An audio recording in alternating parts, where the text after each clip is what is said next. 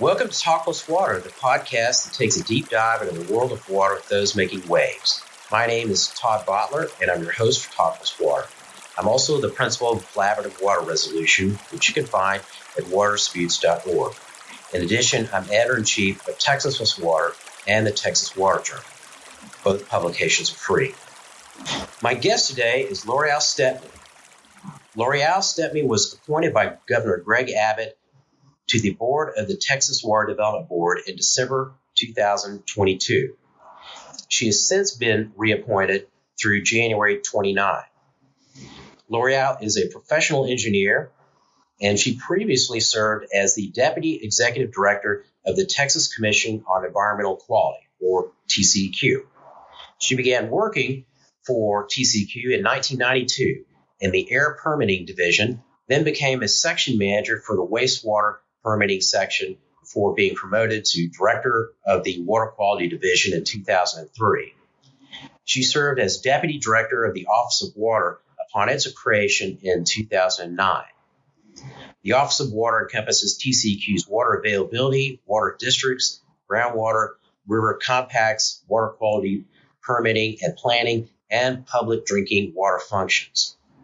Previously, Stepney participated in the group from Texas that met with Mexico and the International Boundary and Water Commission to negotiate water deliveries under the Rio Grande 1944 Treaty.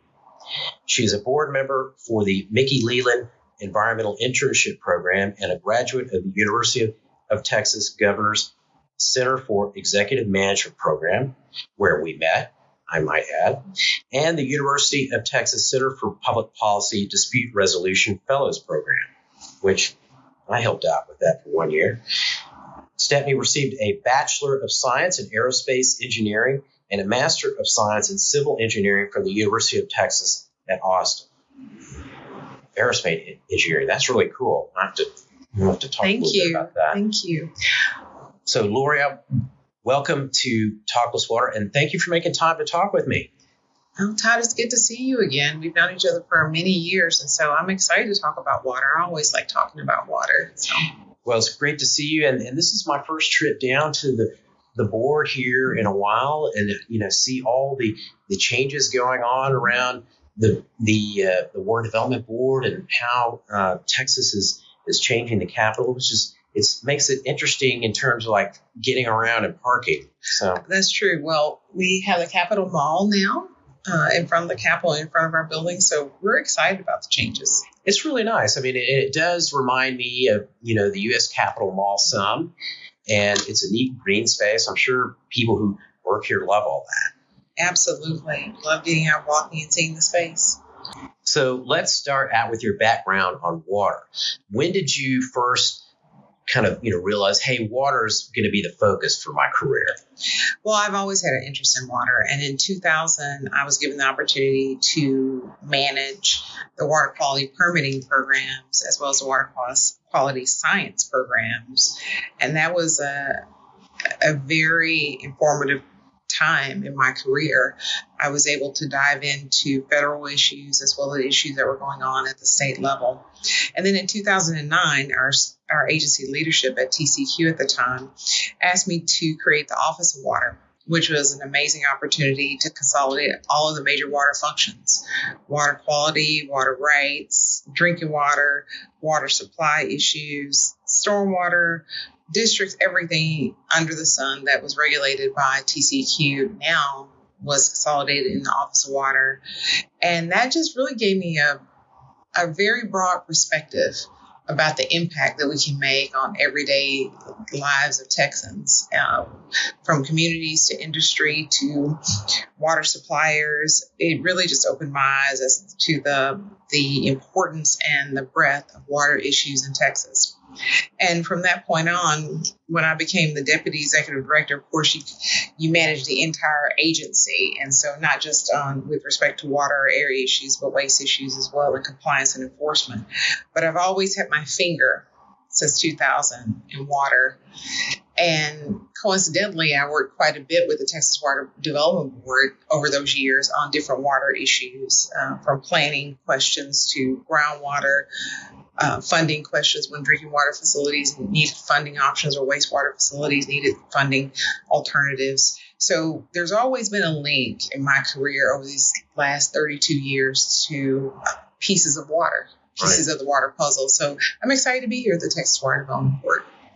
Well, that's great. And one of the things that's really unique about you is your experience with TCEQ and then coming to the Water Development Board. And so when I was entering the building, I was thinking that the first time I was in this building was when I had an internship in 1985, and I was working at the Texas Natural Resource Information System that summer.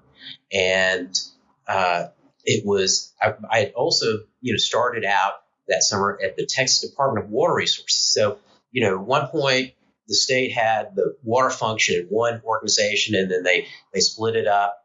And you've had a lot of experience at TCEQ, and now you're here at the board. And so, that's a really rare thing to, have the background of both of those organizations that are, in the forefront of managing and preparing for our water needs for the future of Texas. And so, how is that experience, being at TCEQ and then coming over at the Water Development Board? How's that, helped you in your new role?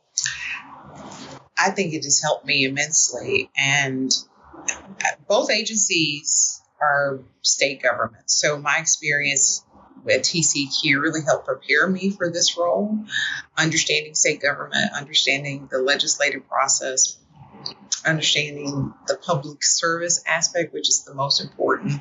We're all here to serve, humble public servants.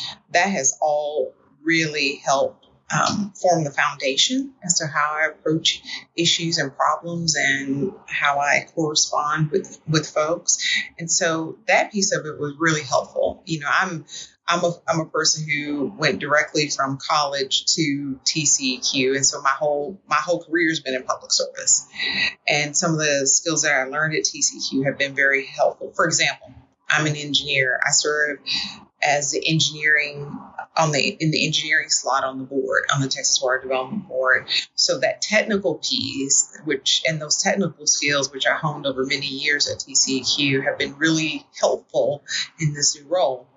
Also, because I worked my way up from beginning to end at TCEQ, understanding how agencies operate and function, how to engage employees, how to look at budgets and our operations, all of those skill sets, I really honed at TCEQ, and I'm continuing to hone those and sharpen my saw, if you will, at the Texas Water Development Board.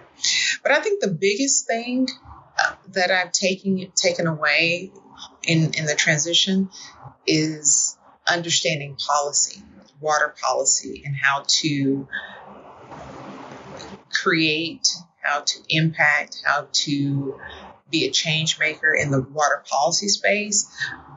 Those are all skills that I've found to be very relevant in this new role that I'm in, and have served me well so far.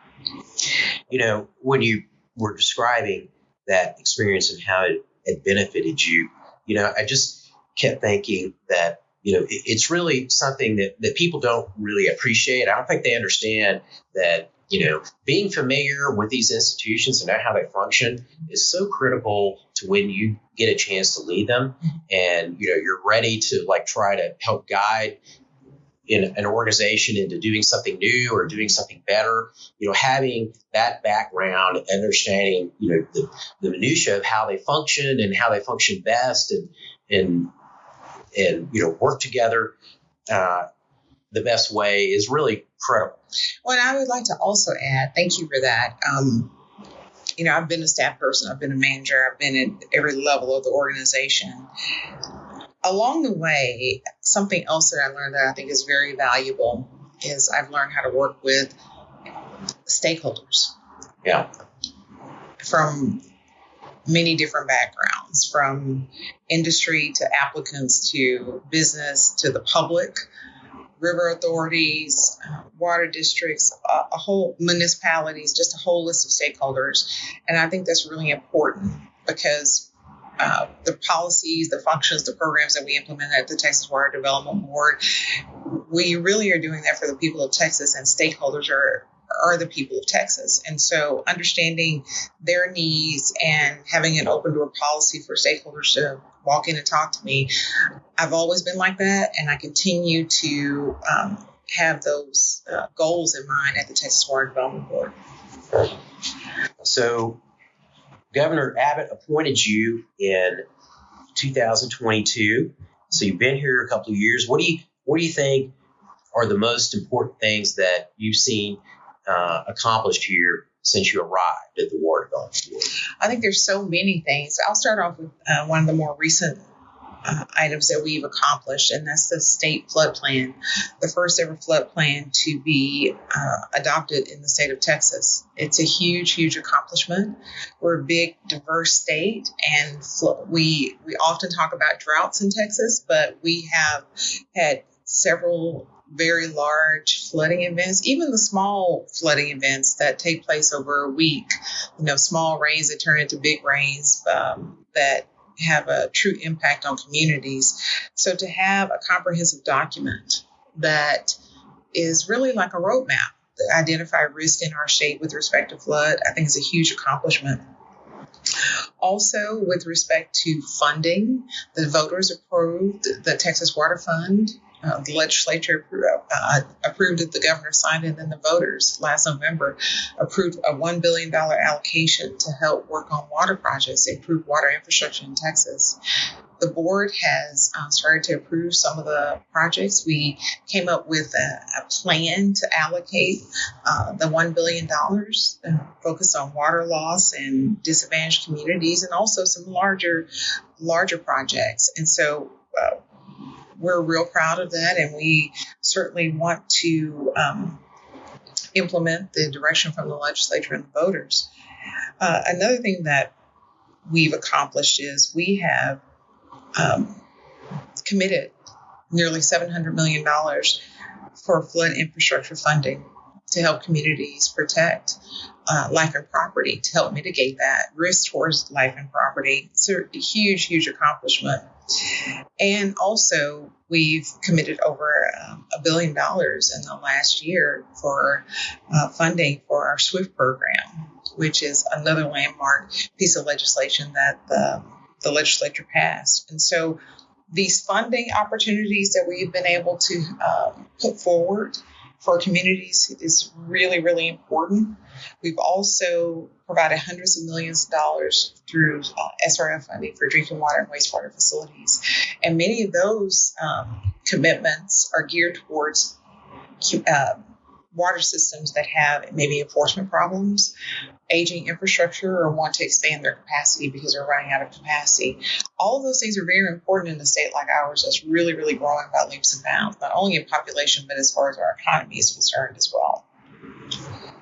So let's go back and talk about the state flood plan a little bit here. It's a big change from when I was working at River Authority, 5-10 years ago, and the thinking was, flooding, that's really federal responsibility, and the river authorities had some involvement with it, but weren't really, didn't see the state taking the lead role in it. And so, why do you think the legislature decided to create a flood planning process, and is the process and the plan that Texas now has, is that unique among states? It's very unique. And as I mentioned earlier, we're a state that has drought, and we've had some severe droughts, but we also have had flood. And in recent years, there's been quite a bit of attention placed on flooding because we've had some devastating floods. For example, the Wimberley flood back in 2015, and hurricanes like Hurricane Harvey in 2017. Historically, flood has been planned at the local level, but the legislature thought it was important, number one, to ask the Texas Water Development Board to do a statewide flood assessment, and followed by legislation in 2019 that passed with SB 8 to create a statewide flood plan. And what's unique about number one, it is unique in the nation. We've had requests or inquiries about our flood planning process internationally. Folks have reached out to us. That didn't surprise me. And so, again, another Texas innovation. What's great about it, though, really following the template from our state water planning process. It's a bottom-up approach. Right. There's 15 flood regional planning areas, locally driven, all volunteers. And so it's just a great process for us to focus on another significant issue affecting our state. So the Water Development Board works with the 15 regions, and they develop their individual plans, and those plans are meshed together into a state plan, and that process repeats like the water planning process every 5 years. So can you describe, how that went this first time around? Because this is the first time around. The new flood plan is the first one. Yes. So we believe it was a very successful process. As I mentioned, it's a bottom-up approach. 15 regional flood planning areas groups were established. The groups were established not based on political boundaries, but based on following the watersheds, which we think was very instrumental in the process.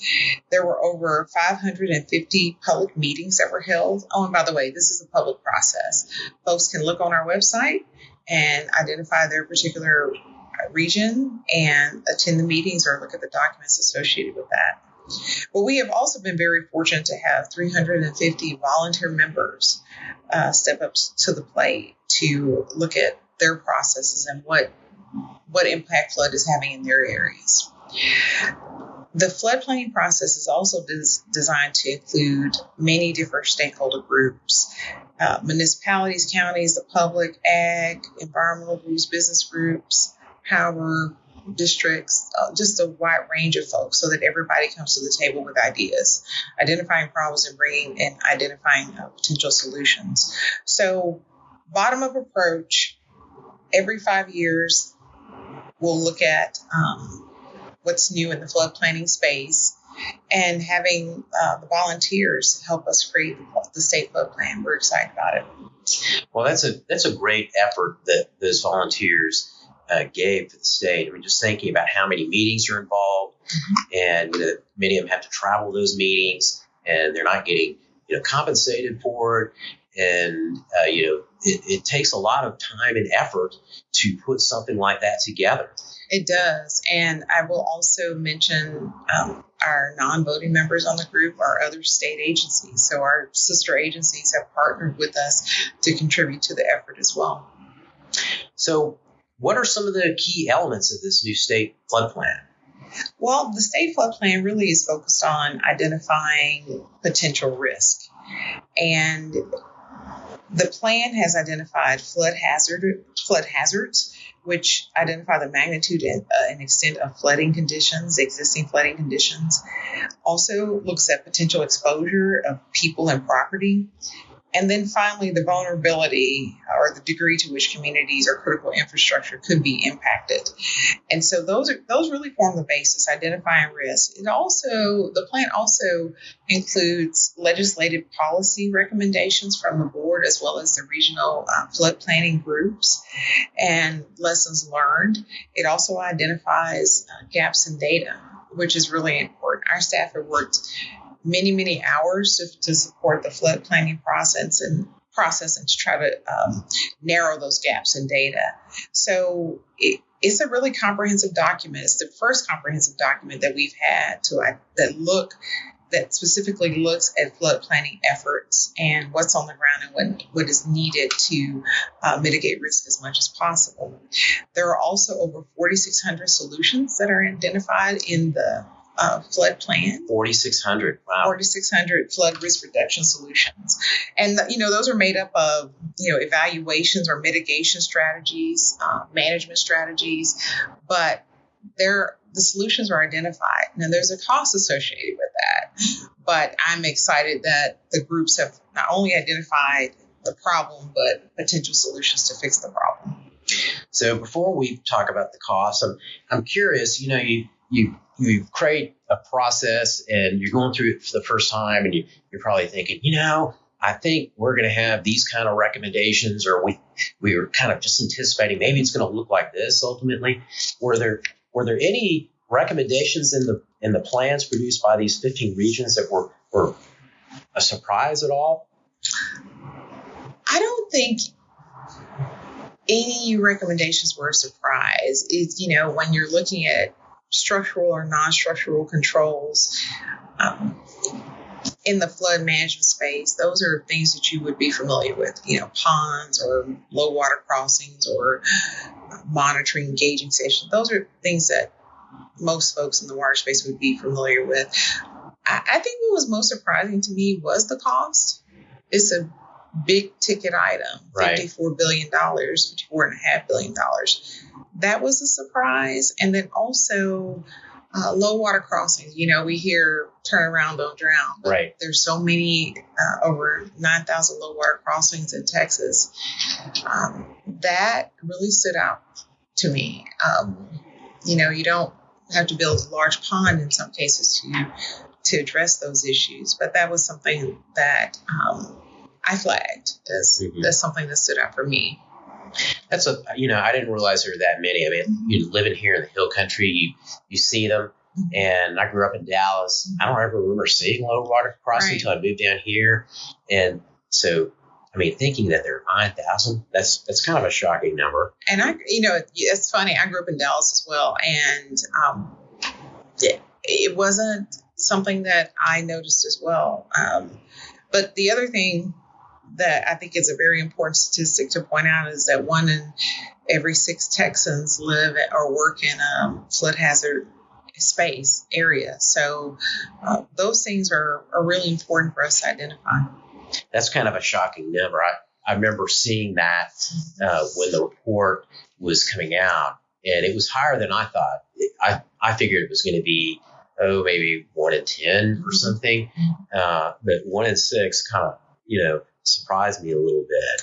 Well, and if you think about it, the plan, each of the regions identified flood risk in the 254 counties in Texas. So, in the Lubbock area, in cases where the playas or on the coastal areas due to large rain events or just drainage issues. And so those are some of the things that really stood out for me.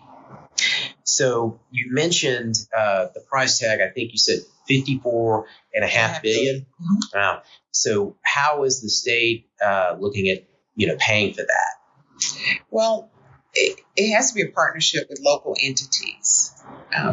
We have been given over $1 billion through the Flood Infrastructure Fund over two legislative sessions to help with funding or to lower the interest rate. But the need is great, and so it has to be a partnership with local entities to fund the controls that are needed to reduce the risk. So, just thinking about the plan that was developed when I started out in the 80s, everything this, you're talking about flooding solutions, they would have been structural. All of them would have been structural. Right. And this one's got, a mix of non-structural and structural, which I think is really interesting and actually, a good way to do it. Mm-hmm. And so are there any kind of, non-structural solutions in there that you think are interesting? Well, there's, so the ordinances are non-structural, reverse 911 calls, signing up for gauge monitoring notifications. Those are all non-structural. Sometimes there's buyouts. Some communities are interested in buyouts. Those are some of the things that the groups have identified for non-structural. It's a very comprehensive approach, it sounds like. Mm-hmm. Also, just evaluating the flow of water. Different studies. Some communities have decided to study the situation and see if there's changes that can be made. So what do you think is going to be the overall impact of this plan in terms of, the projects it has and the kind of flooding that we've been experiencing? Well, the most important thing is to mitigate the risk to lives and property. We're hopeful that the plan will serve as a roadmap to prevent the loss of life and property. That's the most important thing. We're also excited about the fact that, again, this is the first comprehensive plan that we've done for the state for flooding. And so from an awareness standpoint, communities, citizens, entities, industry, now there's a document that they can go to look. What does this mean for my area? And raise awareness of the importance of flood. And so I think that's an amazing takeaway that this plan can provide. And also, like I mentioned, it gives solutions to the problems. And if those solutions are implemented, we go a long way in reducing the risk to life and property. Well, I'm really interested to see how the plan changes over the next few cycles, because I was thinking about, the first plan that came out of the regional water plan process and what that was like. And it seemed like, over the next few cycles, kind of the plans, changed significantly. And, there was a whole kind of efficiency that kind of occurred during that process. And so I'd be interesting to see what happens here with the flooding. Well, it's just like when you do anything, there's adaptive management, right? The first time you do it is the toughest. Our staff, like I mentioned before, had to spend quite a bit of time filling in data gaps, expanding mapping. Some of the old FEMA maps were old and didn't cover the entire state. And so the next time we do it, we'll be better at it. We did allow a process for amending the regional flood plans, and there were many more projects and flood risks that were identified. And so I imagine during the next 5-year cycle, we'll know more.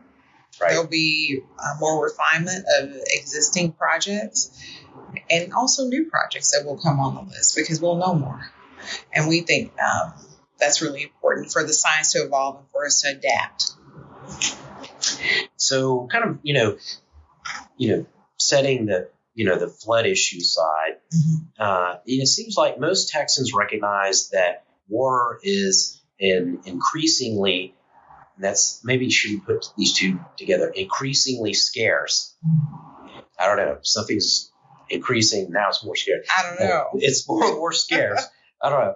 In our state. What do you think is the key to harnessing, the public's recognition of that and focusing it to address the development of future water supplies, water conservation, and preparations for future droughts and of course, even floods?